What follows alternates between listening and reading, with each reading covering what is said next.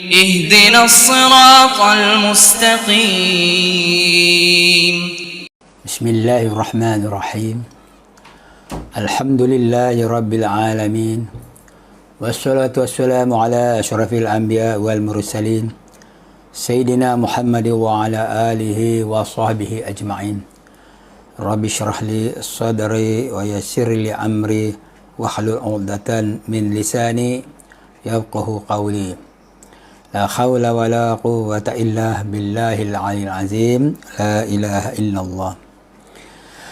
Assalamualaikum warahmatullahi wabarakatuh. Tuan-tuan dan puan-puan yang saya sangat hormati sekalian, Alhamdulillah kita dapat berjumpa semula dalam siri kuliah Asas Tauhid bagi siri keempat. Jadi tuan-tuan dan puan-puan, kita bersyukur kepada Allah kerana Allah Ta'ala masih mengizinkan kita untuk bermuhasabah, bermuzakarah tentang cara-cara untuk mengesakan Allah, untuk mentauhidkan Allah dan tidak menyengutukan Allah dengan sesuatu. Ini merupakan satu tanggungjawab kita yang dikatakan khalifah Allah di muka bumi. Maksudnya di sini, dalam keadaan apa pun kita tidak boleh mensyirikkan atau menduakan Allah. Itu yang sangat penting. Kita kena jaga benda ni pada setiap hari dan setiap masa kita tidak menyengutukan Allah. Sebenarnya perbuatan syirik ini, perbuatan menduakan Allah ini ramai yang tak sedar. Ramai yang tak sedar. Mungkin kita terfikir syirik tu hanya orang-orang kafir lah, yang tidak menyembah Allah, yang tidak beragama Islam, ya. Tapi sebenarnya bila sebut syirik khafi, syirik tersembunyi, maksudnya orang-orang yang mengaku Islam pun boleh terkena jika kita tidak faham erti yang kata perbuatan mensyirikkan Allah secara khafi itu. Jadi contohnya ada satu maksud hadis, Rasulullah ada bersabda dengan maksud, sebesar zarah kamu riak, itu perbuatan syirik yang tidak akan masuk syurga. Orang yang ada dalam hatinya sebesar zarah riak tak masuk syurga. Bila tak masuk syurga ni, kita kata ini perbuatan yang kesalahan yang sangat besar. Cuma dia tersembunyi. Maksudnya, contohnya lah kalau orang kata pengedar dadah secara terang-terang sabit kesalahan melebihi 200 gram atau sebagainya, dihukum gantung sampai mati. Ada seorang lagi pengedar dadah tapi secara tersembunyi, secara senyap-senyap dapat tangkap, sabit kesalahan juga hukuman gantung sampai mati. Maksudnya tak kira secara terang-terang ke secara tersembunyi ke, hukuman sama. Jadi tuan-tuan dan puan-puan, pada siri kuliah yang keempat ini saya nak menyambung tentang siri kuliah yang ketiga, iaitu seingat saya berhenti pada 4 nama makhluk baharu alam mungkin. Jadi saya harap bagi yang pertama kali mendengar siri kuliah tauhid ini, kalau ada, insya-Allah lah ada masa, tuan-tuan dengar jugalah yang ketiga, kedua, yang pertama, supaya mudah untuk faham. Kalau tidak pun tak apa, tuan-tuan dengar dulu, nanti ada masa tuan-tuan ulang kaji balik. Baik, sebelum ni saya ada bagi 2 formula. Yang formula ni saya minta tak kisah di mana saja pun, bila-bila masa tuan-tuan kena amal. Pertama dia apa dia? Kerana asbab masa tempat. Kerana Allah asbab makhluk. Itu kena faham dah dan kena buat. Yang kedua, makhluk baharu alam mungkin. Maksudnya apa saja kita ternampak, nama dia makhluk. Maksud dia kena jadi. Kena jadi. Dan dia tak jadi sendiri. Minta maaf lah. Tak jadi sendiri. Kalau hujan turun, Allah yang buat. Kena jadi turun. Siapa buat? Allah buat. Yang kedua, nama dia berubah-ubah. Bila dia kena jadi, dia berubah-ubah. Maka sekarang hujan, lepas tu dia berhenti ya. Sampai sejam 2 jam dia tak ada hujan. Dia berubah pada kering, kemarau. esok ni hujan balik. Macam itulah. Benda kena jadi, dia berubah-ubah. Tidak ada satu benda pun tolong tanam dalam akal fikiran yang kata berguna tadi tu, nak mengelakkan syirik khafi. Setiap benda yang kita terpandang di mata, terdengar di telinga, terlintas di fikiran, terasa di hati, terbau di hidung, terasa di tekak, semua benda tu kena jadi. Atau makhluk kena jadi. Kan? Yang kedua, dia berubah-ubah. Dia tak kekal. Berubah ni tak kekal.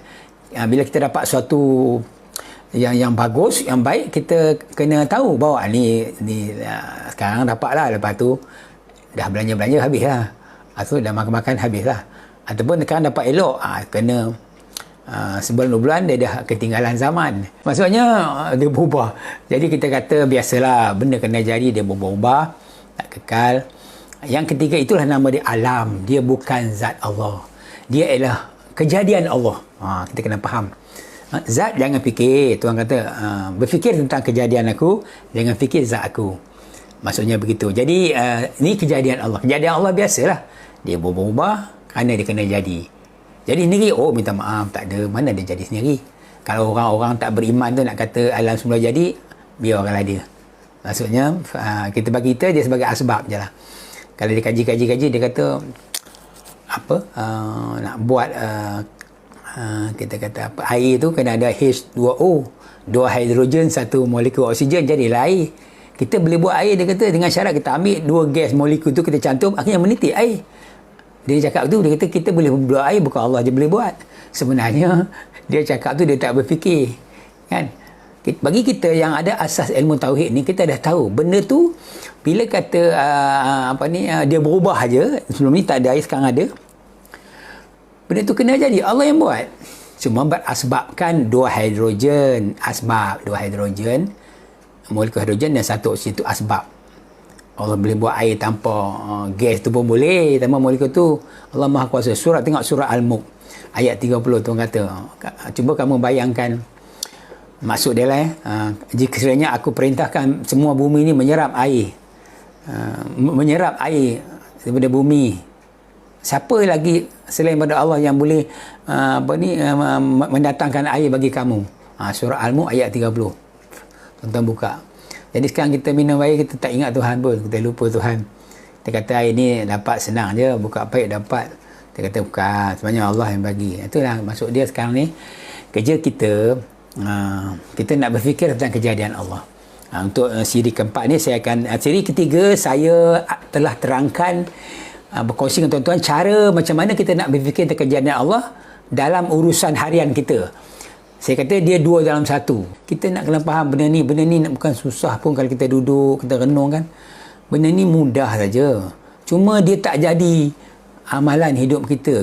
Dia tak masuk dalam minda kita untuk berfikir. Tu dia. Kita pertama sekali bila kita berfikir, ingat Allah. Nanti saya terangkan macam mana dalam soalan apa kita nak perlu buatlah. Syekh Muhammad Al-Minangkabau dalam kitabnya Kasyaful Asrar, penyingkap tabiat rasa, dia ada mengungkapkan bahawa semayang ini, solat ini, dia kata ada 2 jenis lah. Maksudnya manusia yang bila dia takbir itu, dia berasa dia berdiri ketika solat dan dia bayangkan Allah sedang melihat dia semayang.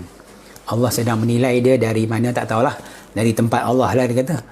Sedang melihat dia rokok, sujud, takbir, baca Fatihah semua, Allah tengah tengok lah, bagi nilai, bagi pahala. Ada orang berfikir macam tu ketika dia nak semayang. Syekh Muhammad Al-Minangkabau kata salah tu, jangan buat begitu. Kenapa? Sebab ahli sunnah wal jamaah melarang kita menempatkan Allah. Kalau ikut fatwa ahli sunnah wal jamaah, Allah Ta'ala tu tidak bertempat. Dia tidak bertempat. Kita tak boleh menempatkan Allah di mana-mana. Sama ada di atas, di kiri, kanan, bawah, tak boleh. Ini maksudnya Allah Ta'ala dia tidak bertempat. Ni maksudnya ni benda ni kira tauhid yang lebih mendalam lah, nanti kita uraikan. Cuma perbuatan kita membayangkan Allah berada di atas langit, atas aras sedang melihat kita tu salah. Tak boleh buat. Tapi kita rasa ramai juga yang buat macam tu hari ni. Tidak, macam mana dia nak tumpu semayang. Dia kata kalau tak buat macam tu, kita tak seronok lah, kita tak syok lah semayang, Allah tak tengok kita.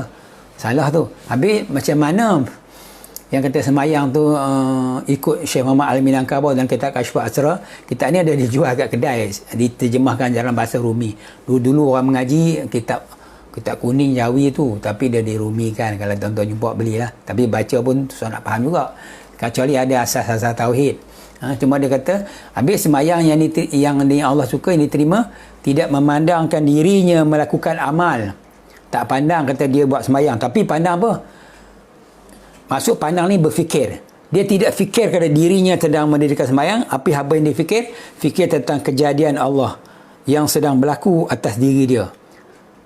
Dia membayangkan atas kudrat, iradat Allah. Ni semua kuasa Allah yang sedang Allah Ta'ala zahirkan atas diri dia. Yang mengizinkan aku membaca ni, teringat segala zikir doa tu ialah Allah. Maksudnya begitu. Yang akan mengizinkan aku baca betul tajwid, kalau dia imam lah, tak salah baca tajwid taranum, Allah yang mengizinkan. Ketika kita rokok, tumakninah betul, dia punya sudut betul 90 darjah, katakan Allah yang mengizinkan. Ada orang nak bongkok rokok pun tak boleh, sakit lutut, siapa sakit pinggang apa, dia tak tegak, dia tak betul lah. Allah juga yang takdirkan.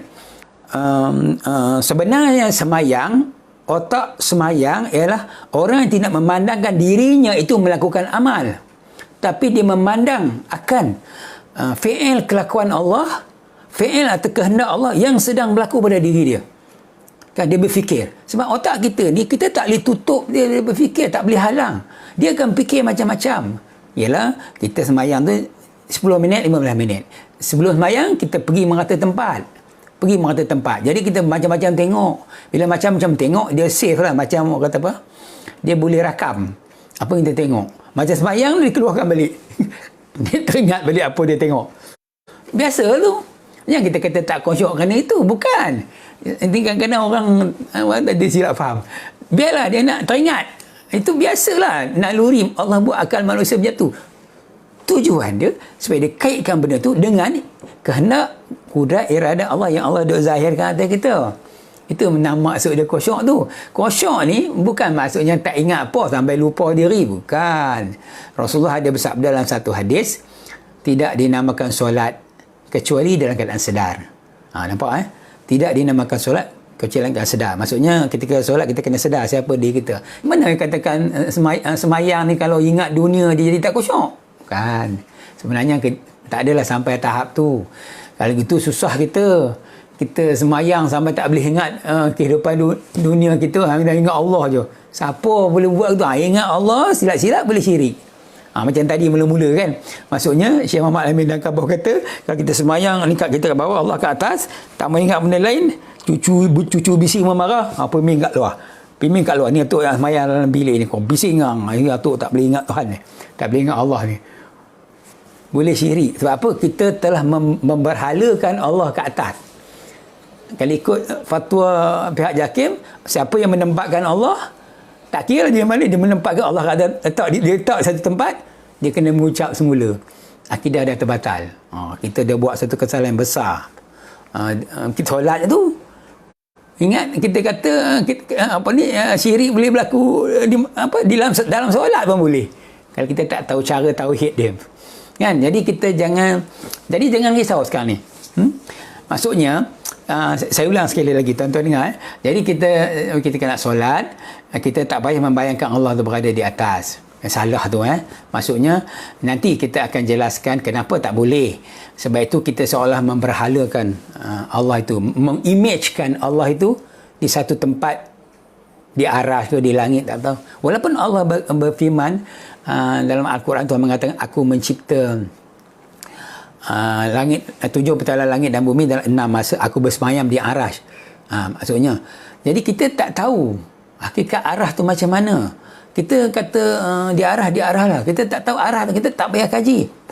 Benda ni kalau kita kaji, bukan mainan akal kita. Roh kita dalam badan kita pun Tuhan tak bagi kaji, tambah benda yang Allah yang orang kata apa, yang bersifat bersalahan dengan makhluk, yang bersifat yang tidak serupa dengan makhluk. Roh dalam badan kita nak fikir jangan. Allah kata, wahai Muhammad, jika ada seseorang bertanya kamu tentang roh, itu urusan Tuhan. Jangan pandai-pandai kaji. Jadi kita pun tak berani kaji walaupun dia ada dalam badan kita. Kan itu benda dekat dengan kita tu. Tambah benda Allah Taala jangan lagi tak boleh fikir tak boleh fikir. Tapi apa kita nak buat sekarang? Baiklah. Sekarang ni kita kata kita nak gunakan yang saya sebut dua formula tu, makhluk baru kerana asbab masa tempat, makhluk baharu alam mungkin. Tuan-tuan cuba amalkan, hayati sedikit sampai terasa kebesaran Allah. Tanpa izin Allah tak boleh kita nak baca, nak mengeluarkan apa pun. Kemudian bila kita baca Fatihah, kita amin, kita rokok. Kita rokok tu kita bergerak. Bila kita bergerak tu rokok, pegang lutut, siapa yang kudrat iradat, siapa yang mengizinkan kita? Allah. Kan Allah Taala tengok, Allah yang mengizinkan. Kemudian dalam tu ada bacaan zikir subhana rabbiyal azim wa bihamdi. Siapa yang menggerakkan kita baca? Allah. Jadi kan begitulah bila kita iktidal, rokok, sujud, antara dua sujud sampai tahiyat akhir bagi salam, semua sepenuhnya di dalam takluk kudrat iradat Allah. Itu yang mampu kita buat untuk kita dapatkan khusyuk dalam solat. Siapa yang pandai terjemah maksud, lagi bagus. Kita cuba. Jadi kita buatlah mana kita larat, mana kita mampu buat. Tapi fikiran kita dia kena orang kata apa? Fokus kepada izin Allah tadi. Ini semua izin Allah, izin Allah, izin Allah. Jadi betul lah tu. Masa pergerakan kita dalam solat tu sepenuhnya dengan izin Allah, bukan dengan kudrat kuasa kita. Kuasa kita tak ada sebenarnya. Sebenarnya mastermind kita duduk dekat minda kita, kat otak kita. Maksudnya begitu. Kalau otak kita tak betul-betul kuat untuk berfikir tentang kebesaran Allah, keizinan Allah, kita akan terbabas ketika solat. Pertama, setiap pergerakan kita ni makhluk lah. Manusia ialah makhluk. Gerak diam kita ialah gerak diam makhluk.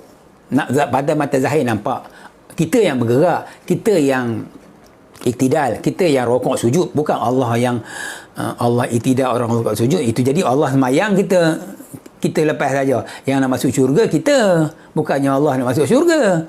Jadi bila kita masuk syurga, kena kata kita semayang lah saja. Aku semayang zuhur 4 rakaat, aku semayang, bukan kata saya Allah semayang. Kita betul ke? Aku kata betul lah. Tapi takkan nak kata Allah semayang, semua dia buat. Bukan.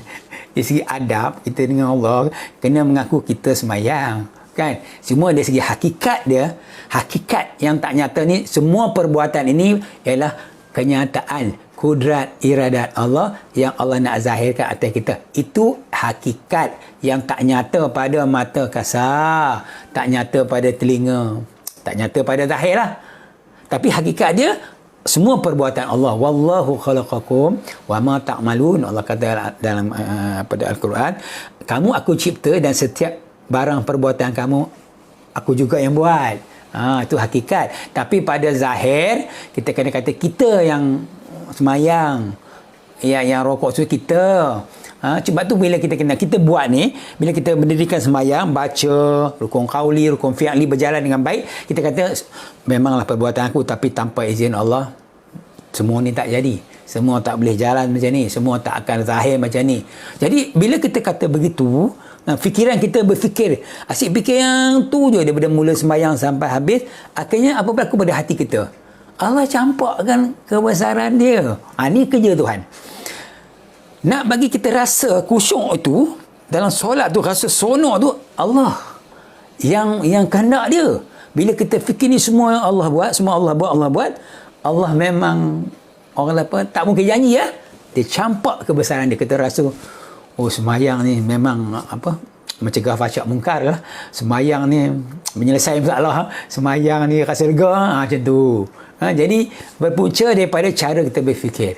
Jadi bukan maksudnya dalam semayang tak boleh fikir, boleh, tapi berfikir tentang kejadian Allah, membesarkan Allah. Balik kepada yang 4 tadi, makhluk baharu alam mungkin. Okey, setiap pergerakan kita dalam solat ini kita kata dia makhluk. Kena jadi ialah kita berdiri, kita rokok, sujud, kan, semua kena jadi. Yang kedua, bila kena jadi, dia berubah-ubah, dia tak kekal. Hari ni macam mana kita rokok, sujud, besok berubah macam lain juga lah kan. Bacaan kita, hari ni kita baca surah apa, lepas Fatihah surah apa, Al-As ke apa ke, esok surah berubah. Yang ketiga, alam, inilah dia kejadian Allah, inilah dia takdir Allah, kejadian Allah atas kita. Allah nak kita berlaku semayang macam mana. Ini Allah nak kita baca surah panjang, Allah baca kita baca surah pendek. Macam tu lah. Yang ketiga. Yang keempat, namanya mungkin memang kamnu ni dia tak berlaku dengan sendiri, dia berlaku dengan izin Allah. Bila sebut makhluk baru alam mungkin, ini ada duduk izin Allah ni, dengan tanpa izin Allah tak berlaku solat ni. Jadi kan tuan-tuan, sepatutnya kita semayang ni dah habis bagi salam, kita dah kosong dah settle lah benda tu. Maksudnya kita rasa kita nak macam mana lagi. Orang kata tak, semayang kena lupa dunia, kena naik atas aras. Tak usah lah, tak usah percaya, jangan buat tu semua ajaran tak betul. Baiklah tuan-tuan, hari ini saya nak tambah satu yang baru, iaitu juga untuk menuju pada tauhid. Baik, sebelum tu saya sebut pil kosok semayang. Okay, jadi tak ada, itu cerita rekaan lah. Jangan sampai kita ke tahap itu, nak semayang sampai kena hipnosis, kena kata, ada seorang pendapat mengatakan, saya terbaca dalam surat khabar apa, dia kata kita nak semayang ni, kita ada satu pancaran macam astro, maksudnya kita kena direct dengan Allah. Kalau kata pakai antena astro tu, dia clear sikit. Duduk ingat Allah ni clear. Kalau pakai antena biasa, dia macam putus-putus kelabu. Kita semayang ni, kita nak ingat Allah ingat Allah, lepas tu dia ingat Allah kat atas langit tu, lepas tu clear dengan Allah, lepas tu kalau dah teringat makhluk ni, teringat dunia ni, dah putus. Mana boleh macam tu, jangan buat begitu, salah. Macam biasa ni, nak ingat apa-apa ingatlah, tapi kait dengan yang saya kata tadi, kerana izin Allah. Akuan mengaku kita buat, tapi kita sandarkan tanpa izin Allah. Aku tak boleh berdiri, aku tak boleh membaca, aku tak boleh rokok, aku tak boleh sujud, aku tak boleh semua, aku tak boleh. Aku ni makhluk yang tiada berdaya, tiada upaya. Itu maksudnya yang dikatakan akuan sandaran atas hak. Akuan sandaran hak Allah. Kita mengaku kita berdiri sembahyang, tapi kita sandarkan tanpa izin Allah, tak boleh aku nak berdiri macam ni. Aku makhluk yang tiada berdaya, tiada upaya. Ma'rifatullah ni, ilmu tauhid ni sangat penting dalam hidup. Makhluk manusia yang suci adalah Nabi Muhammad SAW, itu manusia suci. Ataupun dikatakan para nabi, para rasul lah, mereka ni maksum, suci, tak ada dosa. Okey, makhluk kalau disebut suci, dia tidak ada dosa. Habis Allah suci, maha suci. Adakah Allah juga boleh dikaitkan dengan tiada dosa? Macam mana tu? Jadi sebenarnya bukan. Maha suci Allah ni, dia bukan boleh dikaitkan dengan dosa atau asyik buat pahala, bukan. Dia maksudnya maha suci Allah ni, Allah tu tidak ada sifat kekurangan, sifat kelemahan tak ada. Dia hanya sifat baik saja. Contohnya kita kata hidup. Kalau kata Nabi Muhammad Rasulullah SAW hidup, dan sekarang mana? Rasulullah dah wafat. Sekarang kita kata betul, makhluk ni dia terima dua. Ni saya ulang balik yang siri ketiga, hidup dengan mati. Hidup, kita manusia menerima hidup dan mati. Cuma kita tak terima hidup dengan mati dalam satu masa. Tak ada manusia yang sedang menerima hidup mati pada hari ini. Dia menerima hidup atau sedang ataupun telah menerima mati. Katakan ini hidup, ini mati.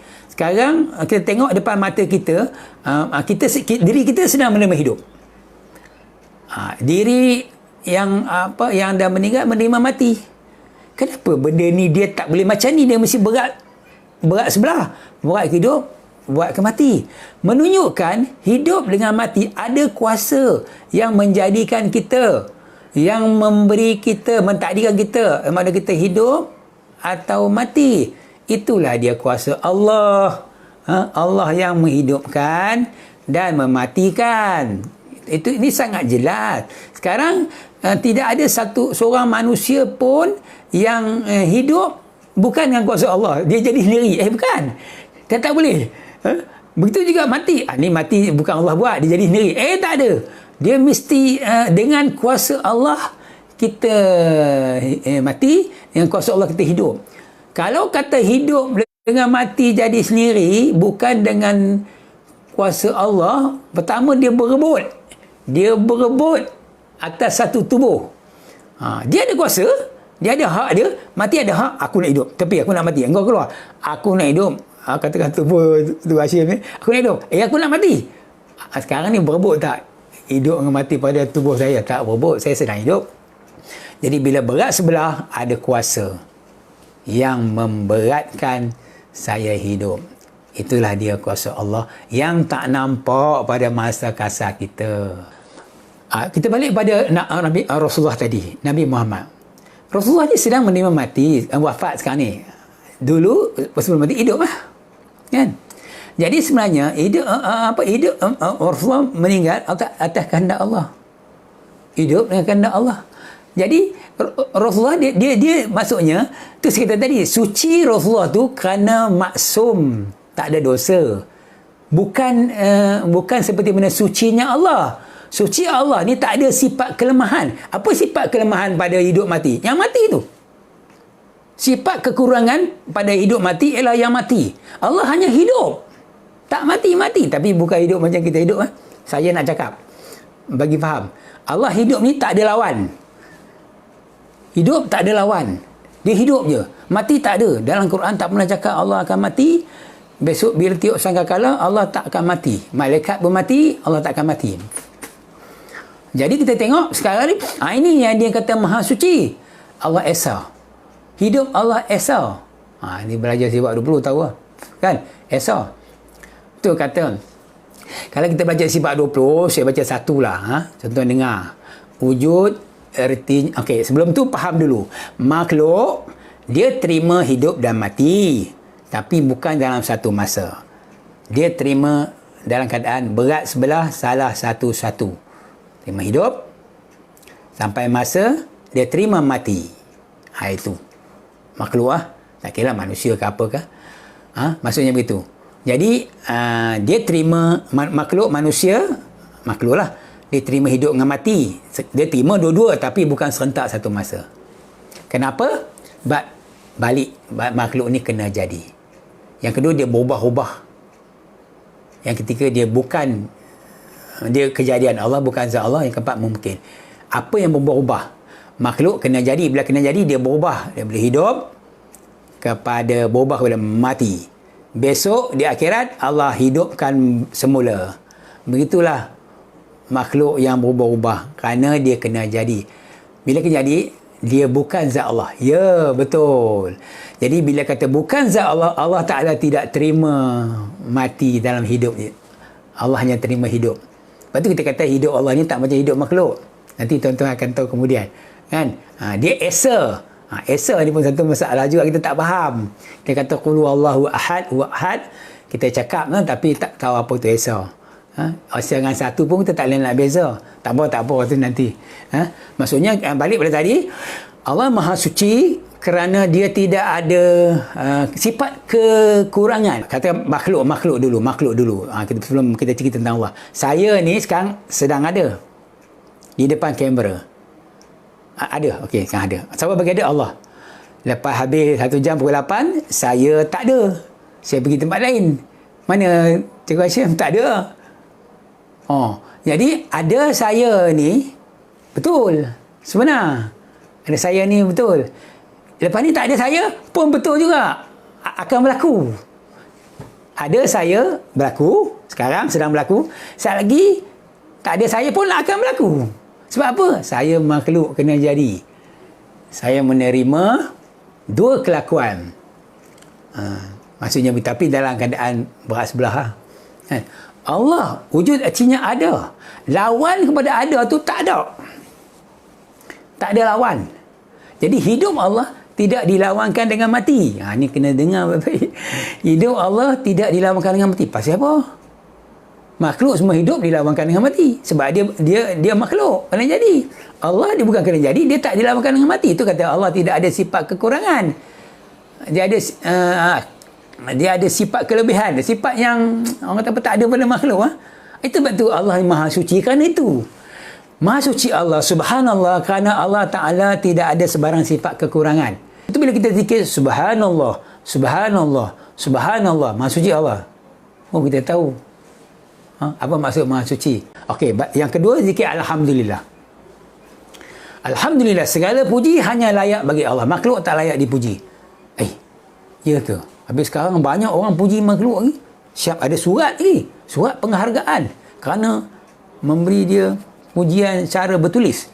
Itu biasalah. Kan? Adat dunia. Betul. Kita terima. Kita boleh layak dapat pujian daripada orang kerana kerja cemerlang. Tak salah. Cuma yang salah tu bila hati kita rasa riak. Rasa wujud bangga, kita ni mungkin lebih daripada orang. Itu kat situ kita salah balik. Orang nak memuji kita, apa nak kata kan? Jadi nak puji kan? Nak buat macam mana? Takkan nak tutup mulut dia. Mula surat apa, penganugerahkan anugerah buat dibuat majlis tu, diberi di dewan besar, semua orang tengok, ambil gambar. Buat macam mana? Kau kena beradik, ambil kau punya CJ pangkat tu, kena pangkat tu kena ambil. Ini atas kerja 9 kita kata, tak nak lah aku, rasa macam riak pula. Pergi ambil. Cuma kita naik ke atas pentas, hati janganlah bawa.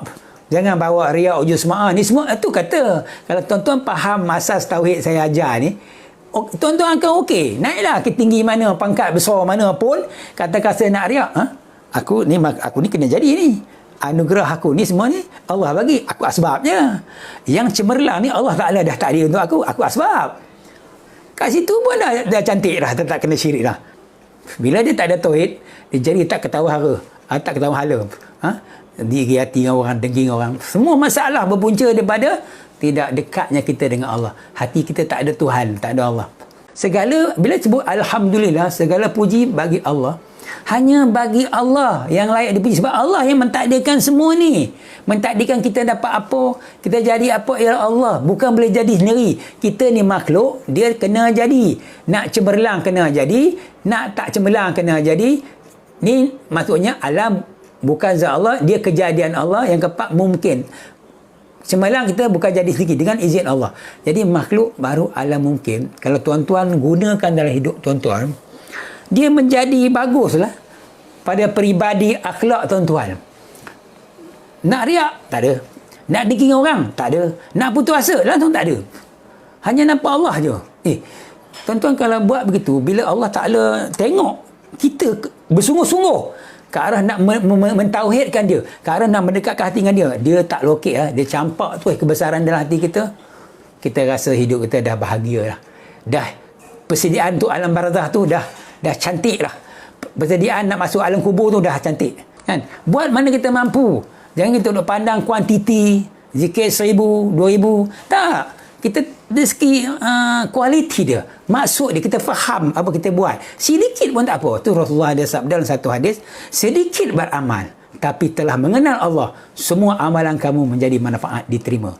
Kamu banyak beramal, kamu tidak kenal Allah, tak kenal, tak ada kebesaran dalam hati, semua tak jadi manfaat bagi kamu. Kita dengar takut. Kita kata kita buat semayang tak tinggal, puasa tak pernah tinggal, kecuali uzur. Tapi semua tak diterima. Allahu Akbar, ruginya bila lah aku nak start balik. Jadi macam mana? Kita nak pilih yang mana? Sebab tu kita muzakarah ilmu asas tauhid ni saya bagi yang mudah-mudah. Yang tuan-tuan bila dengar terus boleh amal saja. Kalau tak faham, tuan-tuan dengar lah 2-3 kali rakaman video, lama-lama dia faham juga. Bukan susah pun.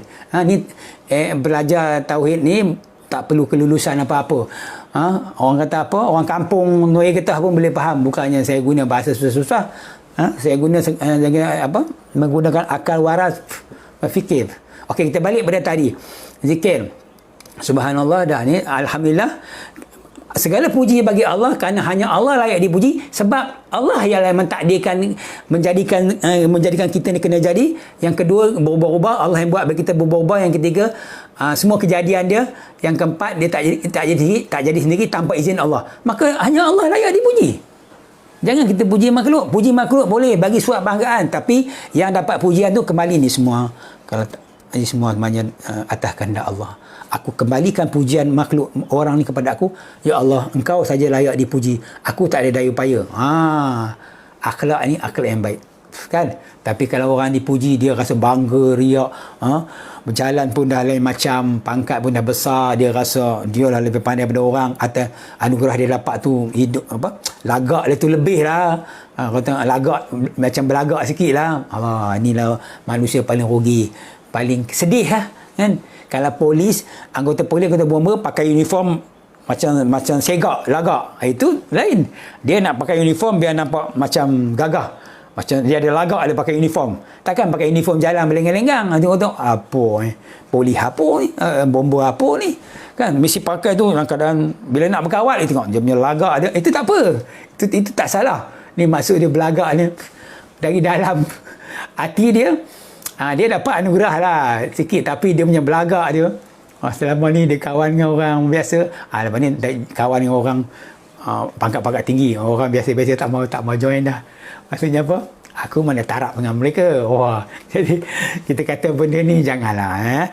Baik. Yang ketiga, Allahu Akbar. Saya nak fokus pada zikir saja. Allahu Akbar. Allah Maha Besar. Setahu kita apa maksud Allah Maha Besar? Sedang kita tahu makhluk Allah pun ada besar. Langit, bumi, angkasa, galaksi. Kita berada di galaksi Bima Sakti. Ada matahari, planet yang 7. Lepas tu dia ada di galaksi lain lagi, yang ada planet dia, galaksi juta-juta. Besarnya. Allah Ta'ala Maha Besar. Lagi besar aku Allah pada tu. Tolonglah jangan buat begitu. Siapa bayangkan Allah seperti makhluk, dia salah. Tu nak kena kenal Tuhan ni, kenal Allah ni, maksudnya Allahu Akbar, Allah Maha Besar tu, apa maksud dia Maha Besar? Maksudnya zat dia tu, ni nak kena belajar tanda beza. Zat Allah ni dia bersalahan bagi segala yang baru, tak sama makhluk, dia tak bertepi. Nanti saya akan kena terangkan tuan-tuan bertepi ni. Sifat pertama makhluk bertepi, belum sampai masa. Bagi orang yang pernah dengar kuliah saya, dia dah tahu. Dia dah pernah dengar dulu. Tapi yang belum pertama kali dengar, mungkin dia tak faham. Tak apalah, saya nak tentu bab zikir tadi. Allahu Akbar, Allah Maha Besar. Maksudnya besar Allah ni bukan macam boleh diukur dengan jarak masa. Macam sekarang orang ukur jarak bumi ke matahari berapa ratus juta kilometer. Ataupun jarak perjalanan ke bumi matahari, cahaya nak sampai dari matahari ke bumi berapa jam baru sampai ke bumi. Adakah kita nak ukur kebesaran Allah dengan cara macam tu? Bukan, tak boleh. Salah tu. Itu dah Allah jadi macam makhluk. Jadi kita kata Allah Maha Besar ni maksudnya macam tadi baliklah. Dia hanya esa, hanya dia yang ada, makhluk tak ada. Makhluk ialah kena jadi. Di dalam kebesaran keagungan zat dia, makhluk ada nama dia makhluk. Allah ciptakan makhluk, iaitu Allah Ta'ala jadikan makhluk kena jadi. Yang kedua, dia berubah-ubah. Yang berubah-ubah tu tanda makhluk tu kena jadi. Maksudnya berubah tu menunjukkan kejadian dia.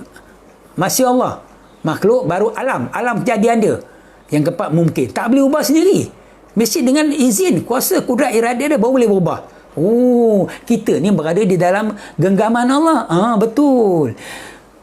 Besar mana kita pun, hebat mana kita pun, besar mana angkasa pun, dia berada dalam genggaman Allah. Maksudnya dia tidak boleh keluar dari genggaman Allah. Dia berada dalam genggaman Allah. Jadi bila genggaman Allah ni, Allah saja yang Maha Besar, makhluk tak ada. Tapi siapa rasa diri dia besar, masalah syirik kopi. Jadi tuan-tuan, saya sentuh tadi tentang zikir subhanallah, alhamdulillah, Allah Akbar. Benda ni Allah, tuan-tuan dan puan-puan, sangat penting bagi diri kita untuk masa depan kita. Masa depan tu di akhirat lah. Saya bukan masa depan di dunia. Di dunia ni bukan masa depan. Dia tak, sebenarnya di dunia ni semua kenyataan, kudrat iradah. Masa depan kita di akhirat. Jadi selamat ke tak selamat ke di akhirat bergantung pada nasib, bukan nasib, rezeki kita sekarang yang kita sedang buat ni. Jadi tuan-tuan, jangan orang kata apa? Jangan tinggalkan ilmu tauhid. Jangan tinggalkan ilmu mengenal Allah. Carilah ilmu ini, lazimkan. Kalau rasa tak faham untuk setakat ni, tak apa. Allah Maha Pemurah Penyayang akan datangkan faham. Makhluk baru alam mungkin. Ini tuan-tuan, guna dengan kerana Allah sebab makhluk, saya kata dah cukup.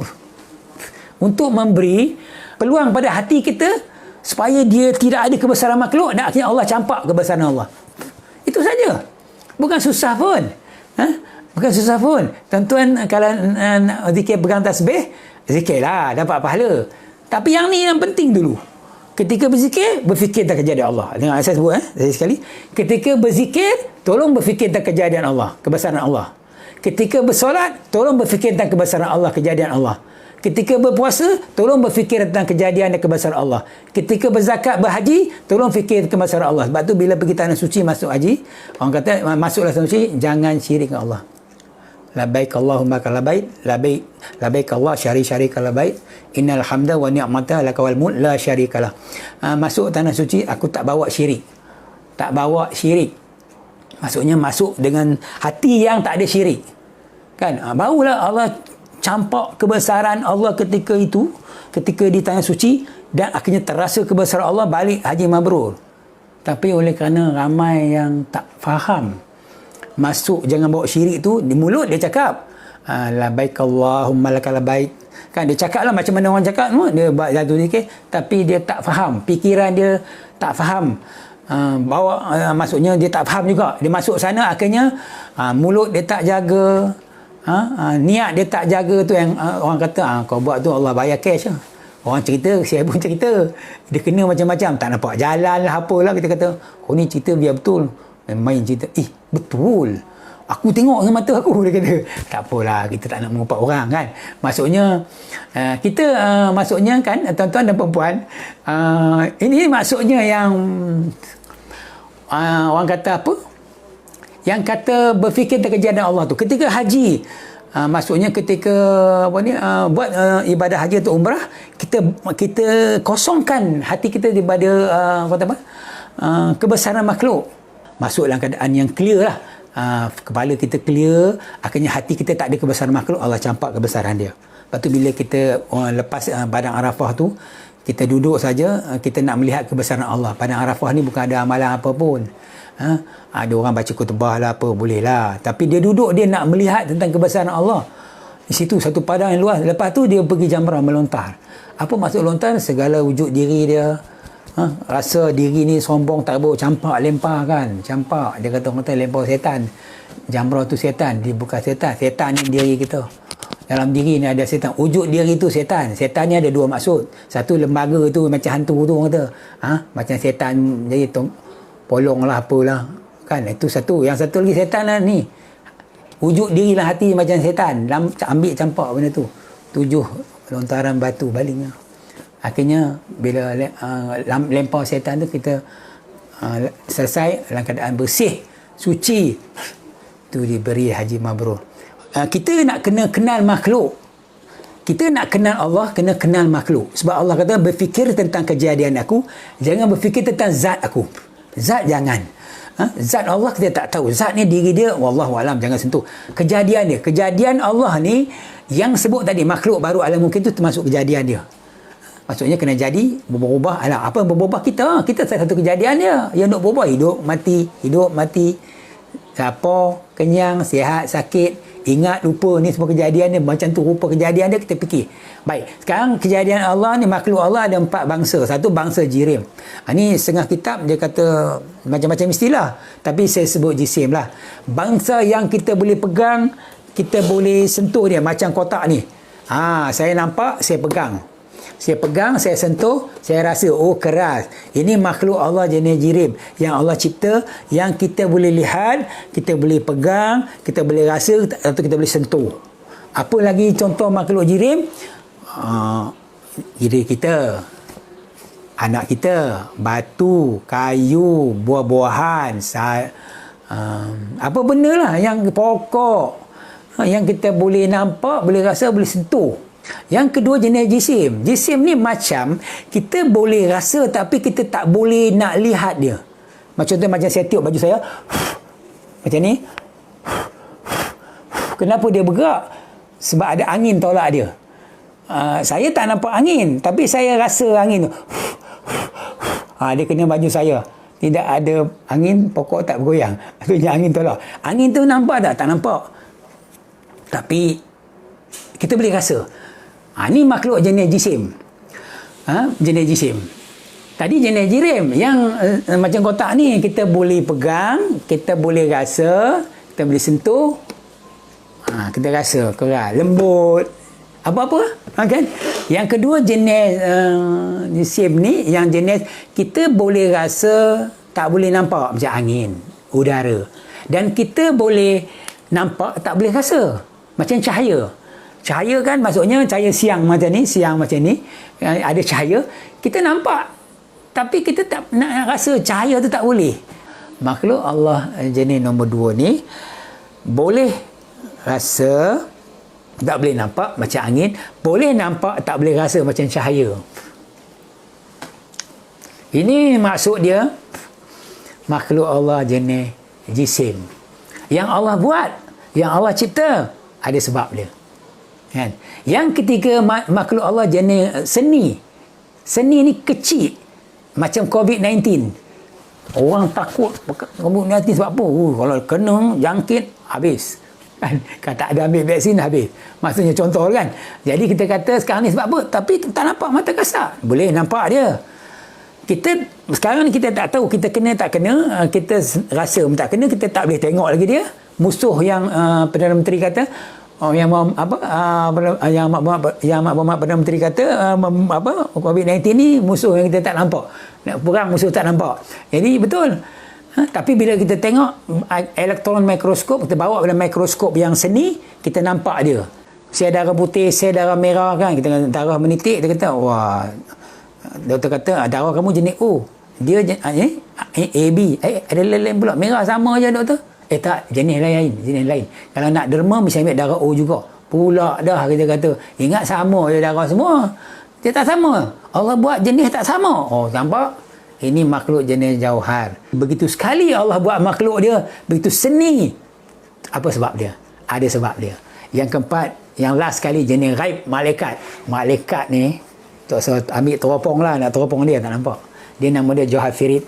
Johafirid ini ghaib yang ada di kiri kanan kita, tapi nak kesan pakai CCTV tak boleh, pakai sensor tak boleh, pakai elektron mikroskop tak boleh, tapi dia ada. Tengok saya buat nisbah. Ini jenis jirim, ini jenis jisim, ini jenis jauhar, ini jenis Johafirid. Jadi nisbah makhluk tu besar, kecil sikit, kecil. Tengok 4 jenis makhluk Allah buat ni tak sama saiz. Nanti kita cerita dalam siri Tazkirah akan datang perbezaan makhluk ini. Jadi kita sekarang kita nak kenal Allah, kita kena kenal makhluk. Berfikir tentang kejadian aku, jangan berfikir tentang zat aku. Zat tolong minta maaf, jangan fikir. Siapa fikir dia salah. Membayangkan Allah kat atas langit ketika nak solat, syirik. Tak boleh. Sebab apa? Memang dilarang. Kalau pihak JAKIM pun kata tak boleh menempatkan Allah di langit, dah terkeluar dari akidah ahli sunnah wal jamaah. Bagi ahli sunnah wal jamaah, siapa yang mengatakan Allah bertempat, menganggap Allah bertempat, dia kena mengucap semula, akidah dah terbatal. Kita pula pergi pandai-pandai duk bayang Allah kat atas langit. Tak boleh, tak mahu. Tak, jangan buat, jangan buat. Yang keduanya kita kata begitu, kita kata apa? Yang sebenar, yang tadi Syekh Muhammad Al-Minangkabau tu, kita Kasyful Asrar, dulu kita pernah belajar lah. Maksudnya, insya-Allah ada guru-guru yang mengajar kita. Maksudnya apa? Bayang kita kat bawah, Allah kat atas, syirik juga mengikut beliau. Dan juga yang sebenar solat otak semayang ni tidak memandangkan dirinya amal, tapi memandangkan fi'il kelakuan Allah yang sedang berlaku pada diri dia. Jadi sekarang ni kerja kita nak melihat fi'il kelakuan Allah yang sedang berlaku atas diri kita. Macam mana cara kita nak lihat? Kita hanya ada akal fikiran. Ya, dengan akal fikiran. Kita kena berbalik pada Al-Quran. Tengok cara Al-Quran cakap. Dalam surah Al-Mulk ayat 19. Adakah kamu menutup mata kamu melihat burung-burung yang terbang? Tidak ada yang satu menahannya berjatuh kecuali dengan kekuasaan Allah. Burung terbang tu sebenarnya tuan-tuan, dia tak jatuhkan, Allah menahan dia jatuh. Jadi kita sekarang, kita nak tengok dengan mata, Allah duk bawa burung terbang, tak boleh. Mata kita terbatas, tak nampak. Habis siapa yang boleh terima hujah ni? Akal fikiran. Akal fikiran. Bila tengok burung terbang, kita kata, Alhamdulillah, Allah yang menerbangkan burung. Itu saja yang Tuhan nak kita buat. Kita berfikir, bawa akal fikiran kita supaya ikut cara Al-Quran bercakap. Kalau Allah kata kami yang menumbuhkan tumbuh-tumbuhan, menumbuhkan pokok-pokok, tanah-tanaman untuk kamu, menjadikan binatang ternakan, Allah yang buat, Allah yang bagi tumbuh. Habis baja segala bagai ni, teknologi pertanian ni, asbab menyampai situ. Kalau tak ada asbab, tumbuh juga. Boleh Allah buat tanpa asbab. Tapi tak, manusia ni oleh kerana tak kenal Allah, dia duduk nampak makhluk buat teknologi ni. Itu masalah dia boleh jadi syirik khafi. Boleh syirik tu. Sebab apa? Bila hati dia masuk kebesaran makhluk. Bila hati macam ni, Tuhan tak nak. Sebab apa? Patutnya ada kebesaran Allah. Semua ni Allah buat tu. Saya kata balik tuan-tuan kepada kerana asbab masa tempat. Ni semua kerana Allah tumbuhkan asbab baja. Tuan-tuan dan perempuan, saya rasa cukup sekadar ini, dah 8 suku. Kita lebih masa, minta maaf saya ambil masa tuan-tuan. Jadi kita akan sambung lagi ke siri ke-5 nanti, seterusnya. Dalam masa yang sama, insyaAllah lah, kalau tak ada haral, hari Ahad 7 hingga 8, maksudnya saya cuba doakan Allah Ta'ala mudahkan. InsyaAllah saya akan sambung huraian hujah tentang pembelajaran ilmu tauhid asas mudah, supaya tuan-tuan boleh faham dan tuan boleh amal. Maksudnya begitu. Terus boleh buat. Dia tak akan sesat, tak akan salah. Percayalah. Dia maksudnya mudah saja. Tuan-tuan cuma rajin-rajin beramal. Contohnya yang mula-mula sekali, formula pertama, kerana asbab masa tempat. Kerana Allah asbab makhluk, masa dan tempat berlaku. Yang keempat, makhluk baharu alam mungkin. Jadi yang ketiga tadi, saya bagi tahu jirim, jisim, juhar, firik, 4 jenis makhluk. Nanti kita terangkan 2 sifat makhluk. Yang siri seterusnya, insyaAllah. Jadi saya rasa cukup sekadar itu. Kita sama-sama berdoa lah, maksudnya supaya Allah Ta'ala memberi kita kefahaman, memudahkan kita untuk belajar mengenal Allah dengan cara pembelajaran ilmu tauhid yang asas, yang mudah lah. Jadi saya rasa kita sama-sama berdoa, insya-Allah sama-sama Allah Taala memakbulkan. Bismillahirrahmanirrahim. Alhamdulillahirabbil alamin. Wassalatu wassalamu ala asyrafil anbiya wal mursalin sayyidina Muhammad wa ala alihi wa sahbihi ajma'in. Ya Allah Tuhan kami, Engkau berilah kami ilham ya Allah, agar kami menjadi orang yang cerdas. Engkau lindungilah kami daripada bahaya kejahatan hawa nafsu.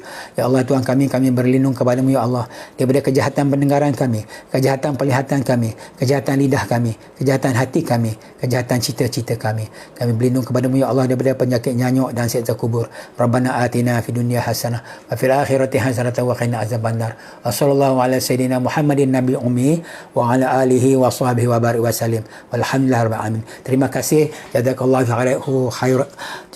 khairan katsira kepada yang mengikuti rakaman kuliah pada pagi ini. Ada yang kawan-kawan, ada adik-beradik, anak saudara, jadi cikgu-cikgu. Jadi sama-sama tuan-tuan, saya bukan nak mengajar tuan-tuan, saya sekadar berkongsi ilmu milik Allah. Sama-sama semoga Allah Ta'ala memberi kefahaman kita, insya-Allah. Kita jumpa lagi pada masa akan datang. Sekian, wabillahi taufiq.